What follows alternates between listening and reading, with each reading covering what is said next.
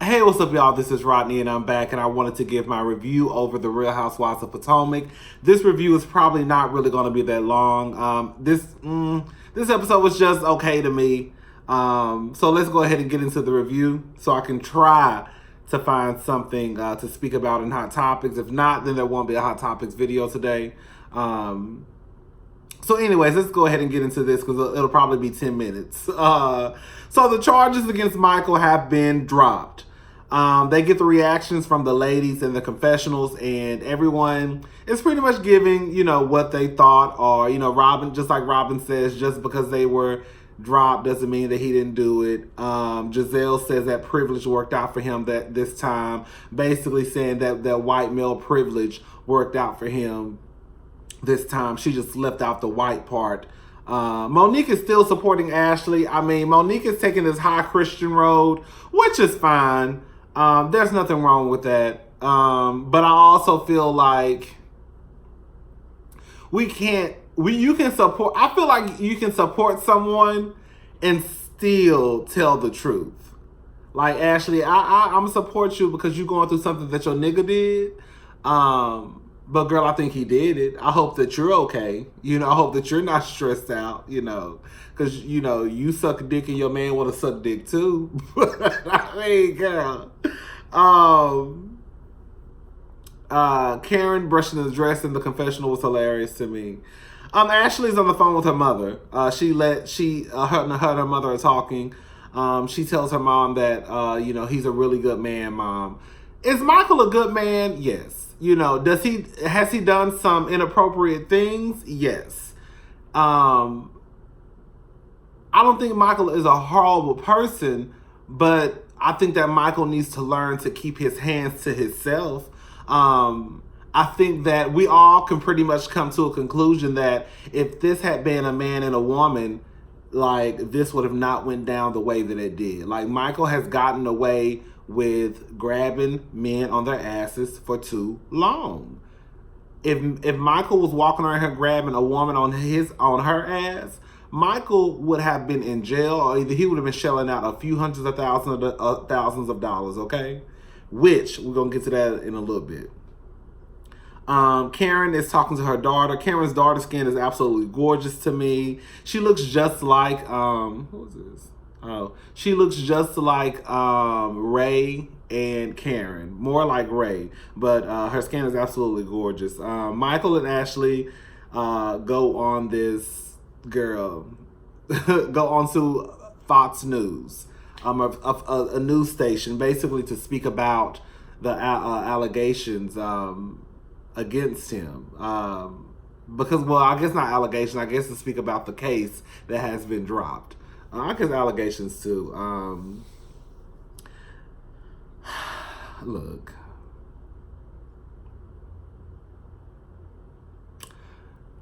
Michael. We'll talk about that in a little bit, guys.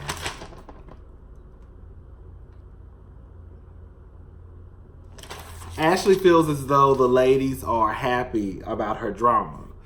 I would say that they probably are. Because at the end of the day, Ashley, I don't know, I like Ashley, but Ashley's starting to get on my nerves to the point where I don't know if I'm going to like Ashley by the end of the season.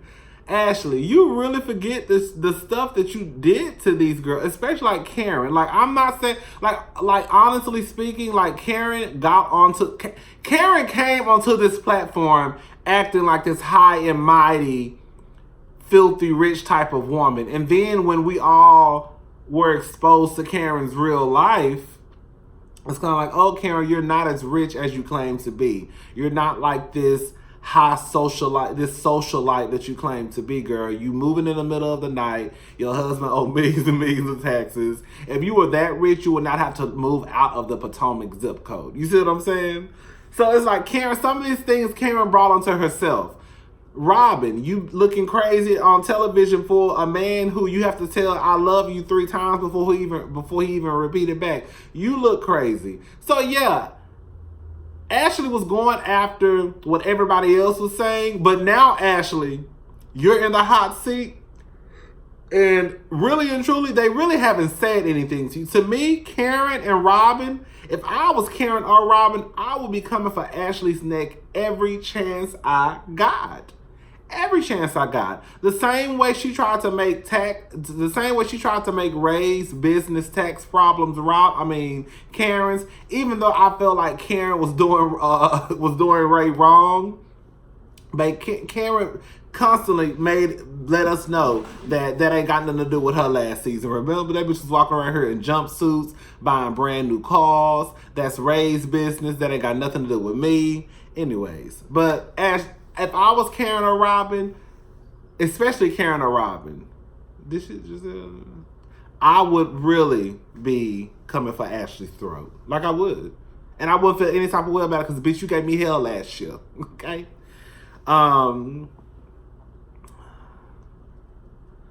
Monique is in the studio. I guess she's getting her intro ready for. She has a podcast. I guess called Not for Lazy Moms.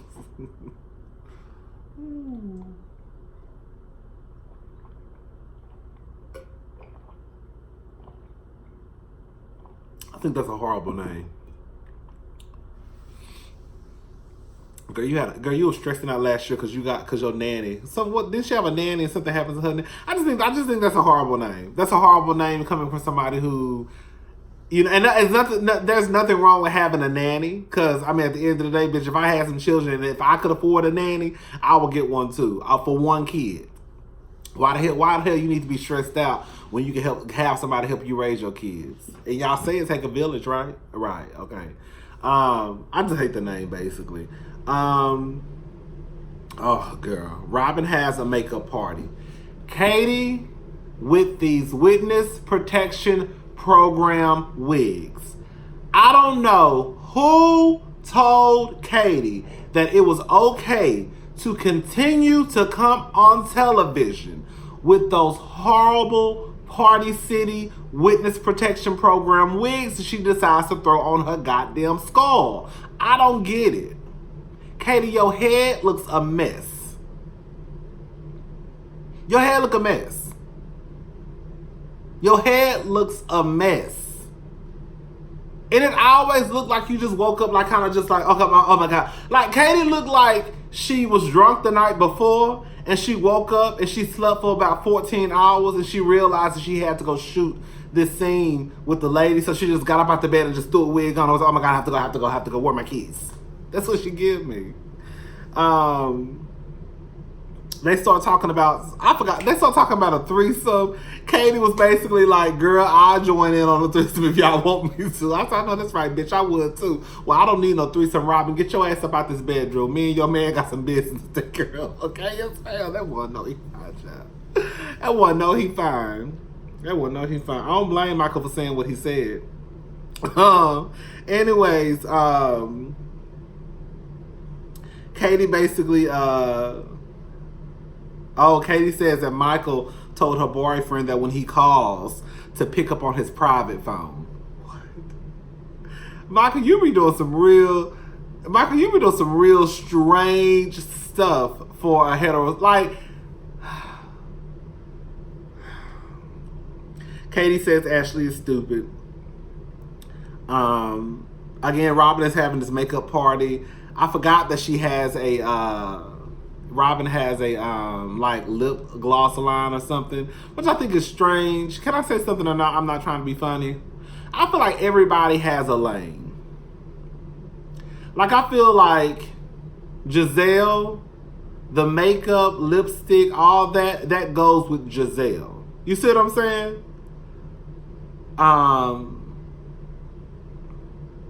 If Ashley when Ashley was trying to do the whole yoga thing, I was like, oh, that's cute. Basically, what I'm trying to get at, when I think of glam, when I think of makeup, I don't think of Robyn. You see what I'm saying? Robyn doesn't get, and Giselle doesn't. Giselle is far from the. I think Giselle cannot dress at all. But like when I think of the makeup stuff, it does align with Giselle more than it aligns with Robyn. Robyn really gives me tomboy, like homeboy. That's my homegirl tease. Like I don't think of makeup and fashion and hair when I think about Robyn. So I think it's a little bit strange that she even has like this lip gloss line. Because I think she has a lip gloss line. I think I ran across it one time on Instagram, or either I think she mentioned it on the show. But she has some type of makeup line. Anyways, I'm just like, okay, whatever, Robyn. Raven, oh girl, Raven can sing supposedly. She goes to the studio. Raven can't sing. I don't know if Raven can't sing, or I will say this much. When she started out singing the song, I was like, why is she doing so much? To me, she was singing how you would sing at the end of the song, at the beginning of the song. And on top of that, Raven, you don't have this big Jennifer Hudson voice. So it's like, we've all heard Jennifer Hudson sing. So even if Jennifer Hudson started at the end, at the beginning of the song, we know that bitch still gonna probably build up. Like, Raven, you don't give me that type of voice tease. But when they played that song back, I said, bitch, when I tell you auto-tune is a savior, baby. Because I don't know how they got all of that out of what Raven gave me in that studio session. I didn't get none of that from that studio session anyway. Monique doesn't want any more kids. Chris does. I'm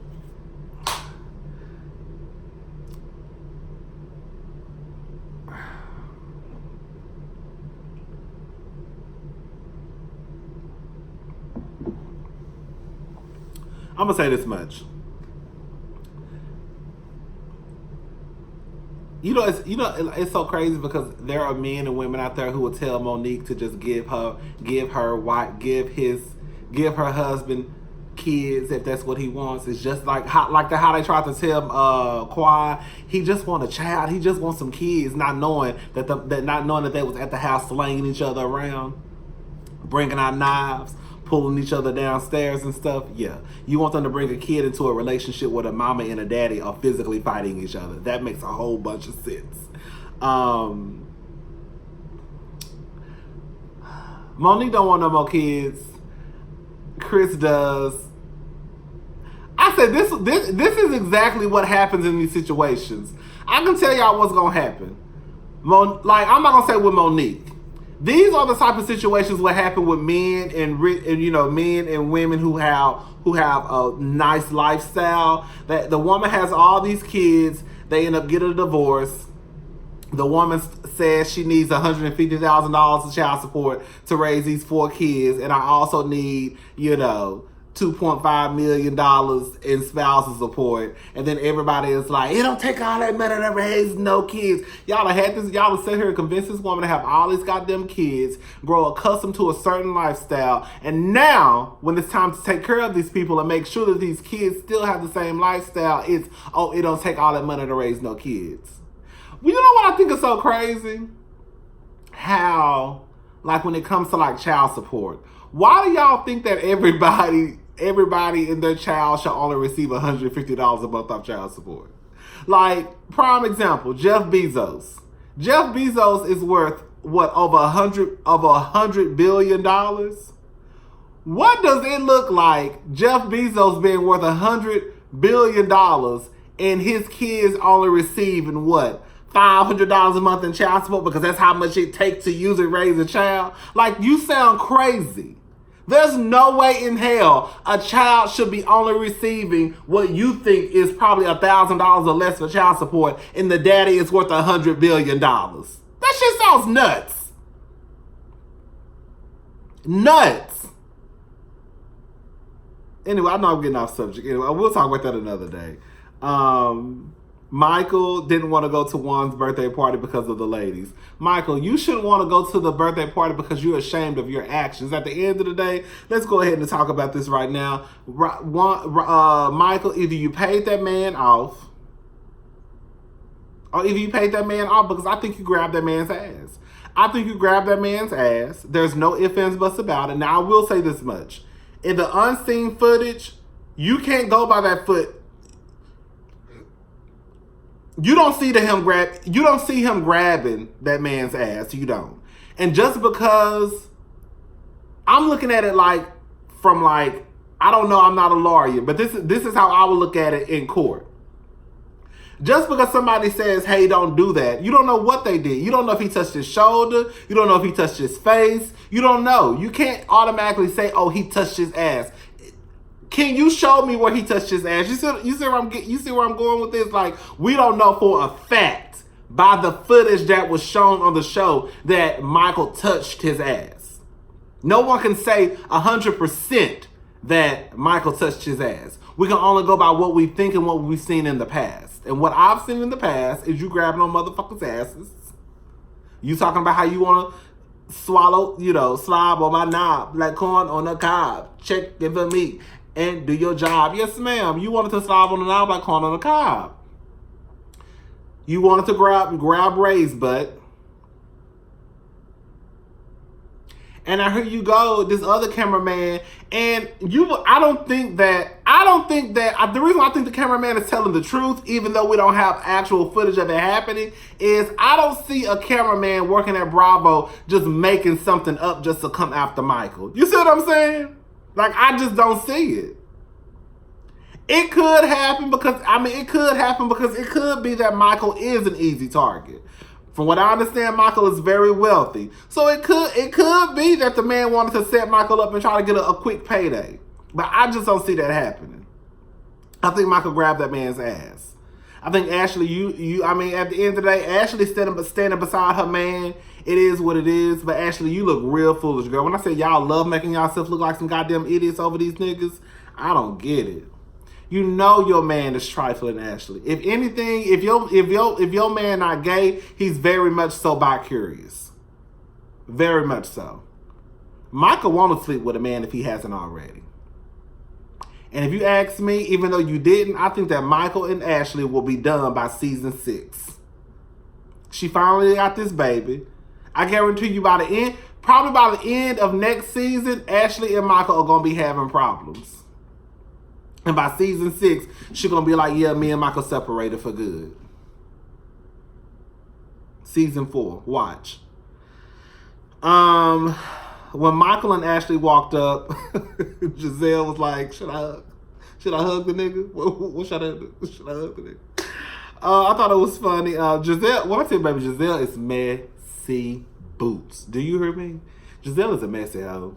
I mean, and she don't even care. That's the thing. One thing I will say about Giselle that I like about Giselle is messy, but she try to act like she not messy. But Giselle is messy and she don't mind being messy. Like, I'm gonna ask you straight up. I haven't seen you in I don't know how long, so I'm gonna ask you, girl, what's up? What's going on with this court case, girl? Like when she walked up to Chris, like, what was y'all talking about? Did y'all talk about the butt grabbing? And what else y'all talk about? Like, girl, Giselle is messy. When Robyn told Michael, I didn't know if I would see you again. I didn't know if I would see you again because you thought he was about to get locked, be in prison for 3 to 11 years. Michael told Juan to tell oh my God, that was my Gatorade thing. That shit scared the shit out of me. Michael told Juan to tell Robyn to stop talking about him. Again, Robyn didn't talk about you, Michael. The truth of the matter is Giselle is the one who brought that to the kitchen table. Candace is the one who mentioned it. And, Robyn thought like, oh my God, I thought I heard that. But we would have never known about this if... Well, Robyn did say it in her confessional. I can't remember. But I do know at that dinner table, that party, that Robyn didn't bring that shit up. And so I think that's when Robyn told Juan, what happened basically. So anyways, you can tell, when I say, baby, that Michael, he loved him some Juan, honey. He loves him some Juan. I'm not gonna lie. Him and Juan seem like they have a nice relationship, honestly. Like, for real.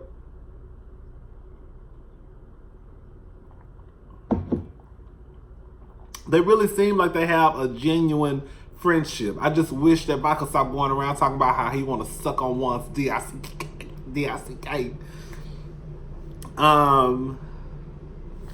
The ladies have a conversation. That was pretty much the first time they've really had a conversation without the conversation going left.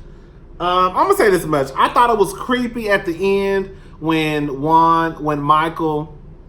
grabbed I don't know what I'm trying to say.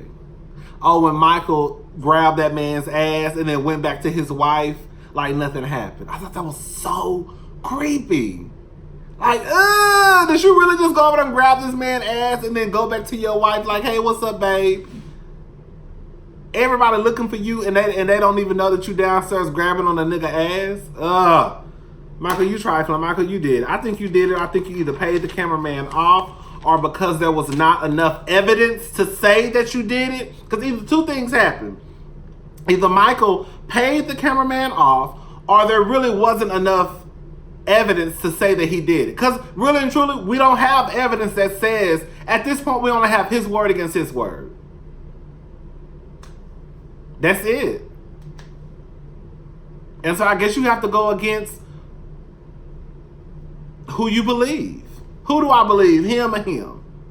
I believe he grabbed the cameraman's ass just because of his past actions. Now, if this was like a first time offense, then I would be like, he probably didn't. And then plus y'all really not showing me nothing in the camera that says that he did it. But because I can see, because we've seen Michael do this before, it's not hard to believe that he would do it again. He paid that man off, or either the judge was like, there's not enough evidence to say that he did it, so we gotta throw it out. I don't know, but that's what I think. Either one of the two things happened. All right, y'all, I'm about to go. Bye.